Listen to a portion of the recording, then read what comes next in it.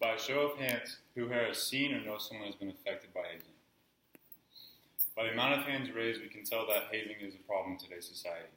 As a college student who attends a university where Greek life and other clubs and fraternities and sororities are extremely popular, it is obvious that something needs to be done about this. Because of this, we should be informed on the topic.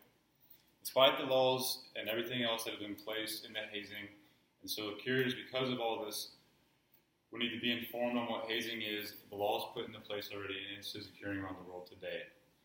First, we need to understand the problem of hazing and how it recognizes and how it affects us and everything like that. It can be defined in two different ways. The first one is by Erolano of 2019. This is called the physical form. This is beating, excessive drinking, use of drugs, paddling, sexual activities. The other one is going to be the mental side. A lot of times this goes unseen or unnoticed because it is less as harmful and aggressive as the physical form.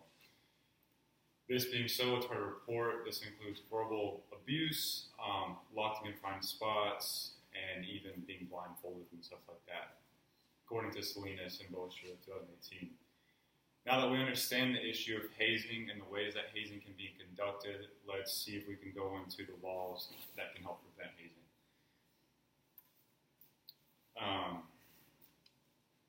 According to Texas State University Hazing Memorandum of 2018, the anti-hazing law was established in 1987.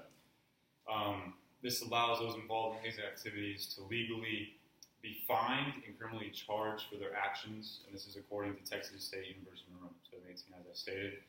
There are a few current methods that exist in order to manage the problem, including legal disputes and serving time, suspension from activities, organizations, and this would include fraternities and sororities and stuff like that.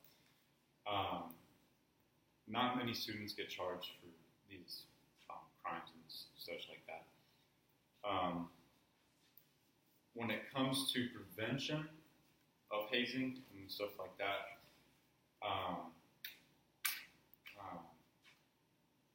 this is a lot of times neglected and not brought up and not focused on like it should be.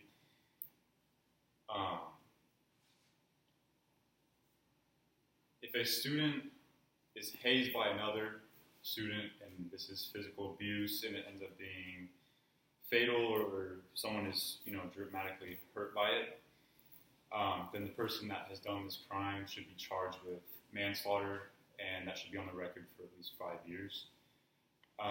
If it is not fatal, but the victim is emotionally impaired or mentally impaired, then the perpetrator should be expelled from the chapter and the organization that they're associated with. Now that we have a firm understanding of the laws of hazing, let's look into an article that provides several examples of such. Recently, of 2019, an 18-year-old student at the school of Buffalo University, 5+ Greek life organizations were recently suspended as a result of a hazing activity. An 18-year-old student suffered severe conditions and was declared to be in cardiac arrest due to a hazing at a Greek life party. Numbers from the University of Buffalo suggest that around 1,000 and up to 19,000 are involved in a Greek life organization. This is according to Pager of 2019. At the University of Yale, 3 women have filed a lawsuit allegedly being groped at a frat party, according to Horticulus 2019. This lawsuit calls out Yale for not upholding an education environment free of discrimination.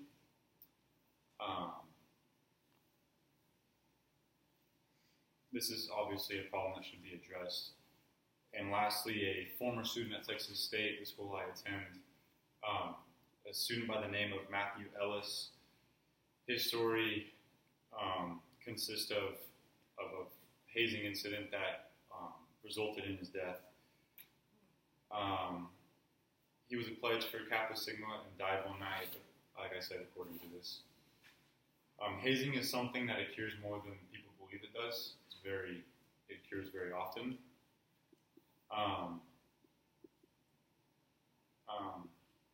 hazing is a serious issue, and it's very occurring in the college community and everywhere in the world.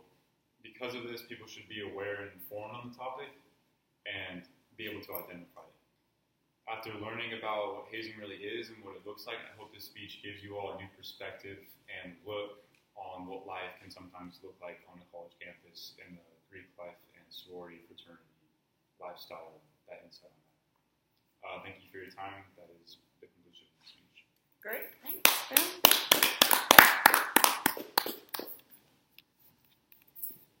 Well done. Thank you.